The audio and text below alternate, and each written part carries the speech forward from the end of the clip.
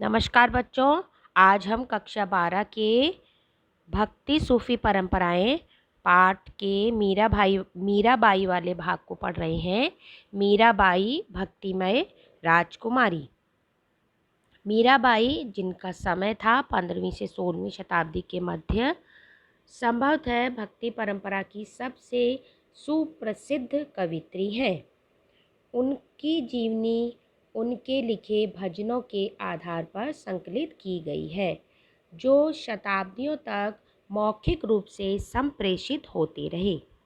उन्होंने भजन लिखे थे, उसी में अपने जीवन की कुछ बातें उन्होंने लिखी थी, उसी के आधार पर उनकी जीवनी लिखी गई है। लेकिन जिस समय वे थीं तब किसी ने उनकी जीवनी नहीं लिखी थी, तो उनके गीतों के आधार पर ही इतिहासकारों ने उनकी जीवनी लिखी है। मीराबाई मारवाड़ के मेड़ता जिले की एक राजपूत राजकुमारी थी, जिनका विवाह उनकी इच्छा के विरुद्ध मेवाड़ के सिसोदिया कुल में कर दिया गया था। उन्होंने अपने पति की आज्ञा की अवहेलना करते हुए पत्नी और माँ के पारंपरिक दायित्वों को निभाने से इनकार कर दिया और विष्णु के अवतार कृष्ण को अपना एकमात्र पति स्वीकार किया। उनके ससुराल वालों ने उन्हें विष देने का प्रयत्न किया, किंतु वह राजभवन से निकल गईं और एक परिव्राजिका संत बन गईं। ये चित्र है बच्चों, और यह 15वीं शताब्दी की तमिलनाडु से प्राप्त एक पत्थर की मूर्ति है, और यहाँ कृष्ण को बांसुरी बजाते हुए दिखाया गया है। और जो मीराबाई थीं, वे कृष्ण के इसी रूप की पूजा करती थी। ये कृष्ण जो है बांसुरी बजा रहे हैं, इसी रूप की पूजा मीराबाई करती थी। आगे बच्चों, ये है कृष्ण के प्रति जो उनका प्रेम था, उसका एक गीत के कुछ अंश हैं ये, और इसमें इसका आप स्क्रीनशॉट ले लेंगे। और नीचे प्रश्न लिखा है, यह उद्धरण राणा के प्रति मीरा के रुख के बारे में बताया गया है। मतलब के बारे में इसमें बताया गया है, तो क्या बताया गया है ना? राणा के प्रति मीरा के रुख के बारे में क्या बताता है, ये आपको बताना है। इस प्रश्न का होमवर्क आज का एक तो ये है। आगे फिर एक्स्ट्रा क्वेश्चन आपको अभी देंगे। उन्होंने अंतर्मन की भाव प्रवणता को व्यक्त करने के लिए अनेक गीतों की रचना की। कुछ परंपराओं के अनुसार मीरा के गुरु रैदास थे और वे एक चर्मकार थे। इससे पता चलता है कि मीरा ने जातिवादी समाज की रूढ़ियों का उल्लंघन किया।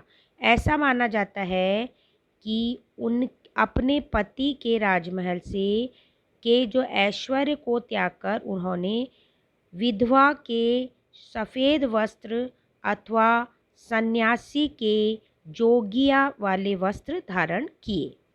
हालांकि मीरा के आसपास अनुयायियों का जमघट नहीं था।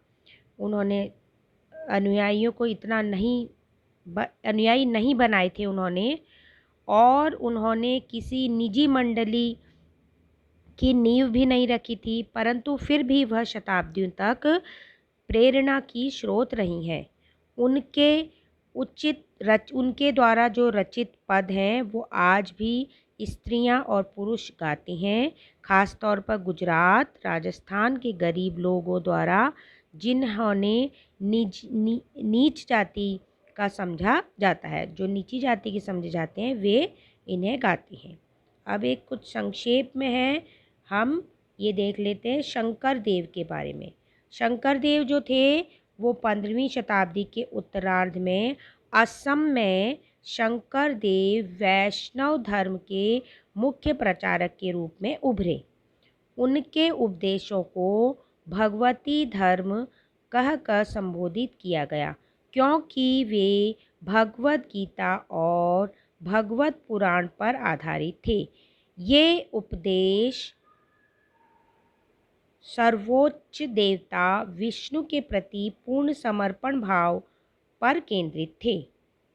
शंकरदेव ने भक्ति के नाम पर कीर्तन, श्रद्धावान भक्तों के सत्संग में ईश्वर के नाम का उच्चारण पर बल दिया।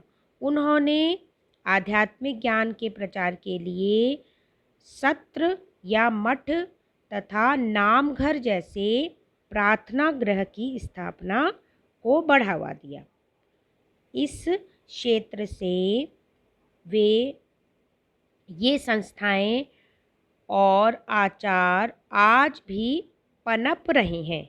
आज भी ये हैं, है ना, सत्र या जिन्हें मठ कहते हैं और नामघर, ये प्रार्थना घर आज भी हैं और ये संस्थाएं और आचार आज भी विकसित हो रहे हैं, बढ़ रहे हैं। शंकर देव की जो प्रमुख काव्य रचना है उनमें से एक है कीर्तन घोष, एक प्रमुख है।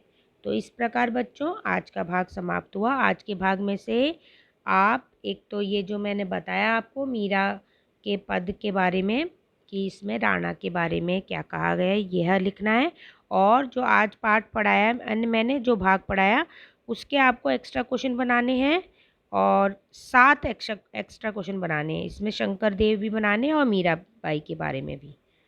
तो आज का भाग समाप्त हुआ।